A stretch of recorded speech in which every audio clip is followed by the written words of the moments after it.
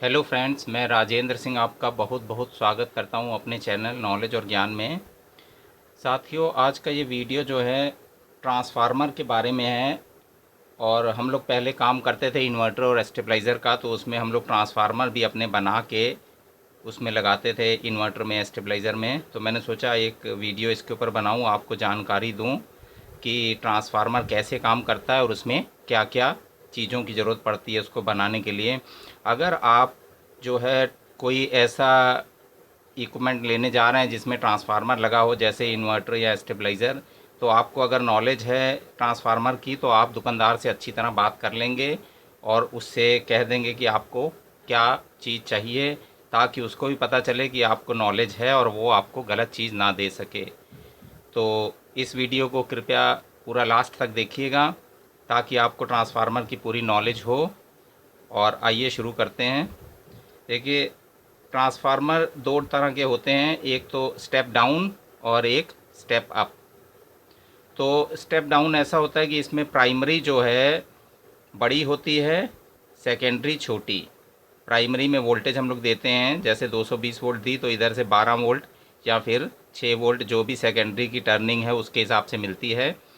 और इसमें ये रहता है कि सर्किट वगैरह को, जो सर्किट होते हैं इन्वर्टर स्टेबलाइज़र में, उसको चलाने के लिए ये स्टेप डाउन ट्रांसफार्मर लगाया जाता है।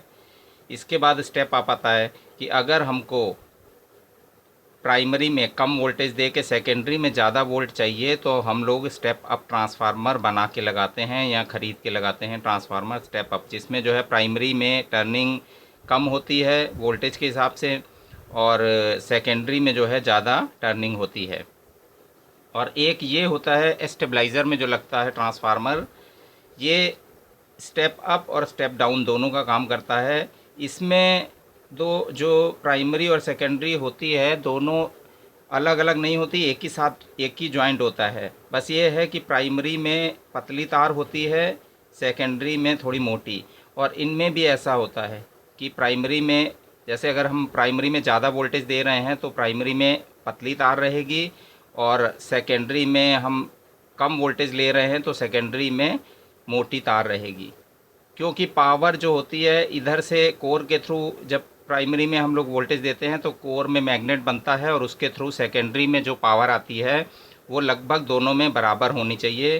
तो इधर अगर वोल्टेज हमारी ज़्यादा है तो करंट कम होगा, कम करंट के लिए पतली तार लगेगी। इधर अगर हमारी वोल्टेज कम है तो करंट ज़्यादा होगा तो उसके लिए हम मोटी तार लगाएंगे। ऐसे ही इसमें भी है कि इसमें अगर हमको यहाँ पे प्राइमरी में वोल्टेज कम देनी है तो करंट ज़्यादा होगा तो इसमें थोड़ी मोटी लगाएंगे, और इसमें अगर हमको ज़्यादा वोल्टेज चाहिए सेकेंडरी में तो तार पतली लगाएंगे क्योंकि करंट कम होगा। करंट के हिसाब से तार की मोटाई होती है। इसके बारे में मैं बता रहा था कि ये पूरा ऐसा होता है कि देखिए, इसमें जो है प्राइमरी जो होती है यहाँ से इस पॉइंट से लेकर इस पॉइंट तक, ये करीब जैसे 200 वोल्ट की या 180 वोल्ट की बना ली। उसके बाद ये सेकेंडरी में थोड़ी मोटी तार लगा के 10-10 वोल्ट की हम लोग बना देते हैं सेकेंडरी। 10 वोल्ट यहाँ से यहाँ 10 वोल्ट, फिर 10 वोल्ट, फिर 10 वोल्ट, फिर 10 वोल्ट, उसके हिसाब से टर्निंग करते हैं। और टर्निंग का फार्मूला लगभग ये चलता है, जैसे हमारी एसी में 50 हर्ट्स आती है फ्रिक्वेंसी, तो उसके लिए ये है करीब 7.5 अपॉन एरिया ऑफ बॉबिन। जो बॉबिन हम लगा रहे हैं उसका एरिया निकाल लेते हैं, लंबाई इंटू चौड़ाई को मल्टीप्लाई करके, गुणा करके उसका एरिया निकाल लेते हैं, तो नीचे रखते हैं, ऊपर 7.5 होता है, तो पता चल जाता है कि पर वोल्ट कितने टर्न आएंगे। उसके हिसाब से हम जो है टर्निंग करते हैं। इसमें ऐसा रहता है कि देखिए, अगर हम यहाँ पे हमारी प्राइमरी में हमारी वोल्टेज अगर ज़्यादा आ रही है तो हम प्राइमरी यहाँ से यहाँ ले लेंगे या यहाँ ले लेंगे, पूरी कॉइल को प्राइमरी मान लेंगे अगर वोल्टेज जो है ज़्यादा आ रही है तो। और सेकेंडरी फिर हम जैसे यहाँ से यहाँ ले ली, कॉइल छोटी हो गई तो सेकेंडरी में फिर वोल्टेज कम मिली। मान लीजिए प्राइमरी में 250 या 260 वोल्ट आ रही है, हमको कोई चीज़ चलानी है 220 वोल्ट चाहिए, तो हमने प्राइमरी यहाँ और यहाँ पे दे दी, इस पॉइंट पे और इस पॉइंट पे हमने प्राइमरी मान ली और इसमें वोल्टेज दे दी 260 वोल्ट। और उसके बाद जो है हम लोग अगर लेंगे तो यहाँ से यहाँ ले लेंगे तो यहाँ हमको जो है वोल्टेज कम मिलेगी। अगर हमारा इसको हमने स्टेप अप बनाना है कि कम वोल्टेज से आगे ज़्यादा वोल्टेज दे, तो उसके लिए हम ये करेंगे कि प्राइमरी छोटी लेंगे, यहाँ से यहाँ ली, और ये कॉमन रहता है प्राइमरी में भी सेकेंडरी में भी। अगर स्टेप अप बनाना है इसको तो यहाँ हमने प्राइमरी यहाँ और यहाँ दी, और सेकेंडरी हमने यहाँ, और जैसे यहाँ से या यहाँ से या यहाँ से ले ली। इसमें रोटर स्विच लगता है तो सेकेंडरी हम ज़्यादा लेंगे। और अगर प्राइमरी में जैसे वोल्टेज कम आ रही है, मान लीजिए 150 वोल्ट आ रही है, तो हम यहाँ और यहाँ देंगे 150 वोल्ट, और हमको इसके आगे जितने पॉइंट लेंगे इसको कॉमन मान के, तो उनमें जो है वोल्टेज हमको ज़्यादा मिलेगी। तो यही इसका सिस्टम रहता है। जो फुल हाउस स्टेबलाइज़र होते हैं रोटर स्विच वाले, उसमें भी ऐसा होता है, या ऑटोमेटिक होता है उसमें भी ऐसा ही ट्रांसफार्मर लगता है। ये दोनों काम करता है, स्टेप अप और स्टेप डाउन। बस तार का थोड़ा ध्यान रखना पड़ता है कि कितना लोड है, कितनी मोटी तार लगानी है। थोड़ी ये देखते हैं कि देखिए इसमें क्या क्या लगता है ट्रांसफार्मर में। अगर कभी आपको बनाना हो या फिर आपको नॉलेज ही होनी चाहिए कि ट्रांसफार्मर में क्या क्या लगता है। सबसे पहले तो देखिए कोर होनी चाहिए, जो ई और आई के शेप में होती है कोर टाटा की भी आती, टाटा कंपनी, जापानी कोर 92 ग्रेड, और एक कार्बन कोर होती है जो छोटे ट्रांसफार्मरों में लगती है। ज़्यादातर ट्रांसफार्मरों में जो है ये आपकी जो है मेटल वाली लगती है। जिसको मार्केट में जाएंगे लेने तो टाटा, जापानी या फिर 92 ग्रेड की। और उसके बाद जो है प्राइमरी जो होती है, प्राइमरी के लिए वायर चाहिए, कॉपर वायर लगाया जाता है। एल्युमिनियम अगर लगाएंगे तो वो हीटअप होगी, सही नहीं चलेगा। सेकेंडरी में भी कॉपर वायर लगाया जाता है। लोड के हिसाब से देखना पड़ता है कि तार की कितनी मोटाई रहेगी, कौन सी तार मोटी रहेगी, प्राइमरी मोटी रहेगी या सेकेंडरी मोटी रहेगी, उसके हिसाब से देखते हैं। फिर एक बॉबिन की ज़रूरत पड़ती है। बॉबिन दो तरह की आती है, प्लास्टिक की और फाइबर की। बॉबिन का हिसाब ऐसे लगाते हैं कि उसमें जो है हमको कौन सा कितना लोड देना है ट्रांसफार्मर पे, और कितनी मोटी तार के कितने टर्न हो रहे हैं, उसके हिसाब से बॉबिन का साइज़ लिया जाता है, ताकि वो तार पूरी आराम से उसमें आ जाए, टर्निंग उतने हो जाए। फिर बाद में उसमें जो है कॉइल बना के प्राइमरी सेकेंडरी लपेट के, उसमें फिर जो है बीच बीच में ये बॉबिन पेपर, एक आता पेपर होता ब्लैक, उसको लगाते हैं, स्लीव लगाते हैं। और जब बॉबिन पूरी तैयार हो जाती है और तो फिर उसमें कोर भरते हैं, ई और आई वाली। एक तरफ से जो है पहले एक कोर इधर से ई भरी, फिर इधर से ई भरी, फिर इधर से ई भरी, इधर से पहले सारी ई भर लेते हैं दोनों तरफ से एक एक करके। उसके लास्ट में फिर आई लगाते हैं ताकि वो टाइट हो जाए। और उसके बाद जो है लास्ट में उसमें क्लैंप और नट बोल्ट से उसको टाइट कर देते हैं। अगर बड़ा ट्रांसफार्मर है, छोटा है तो एक क्लैंप वैसे ही आता है, उसको लगा देते हैं।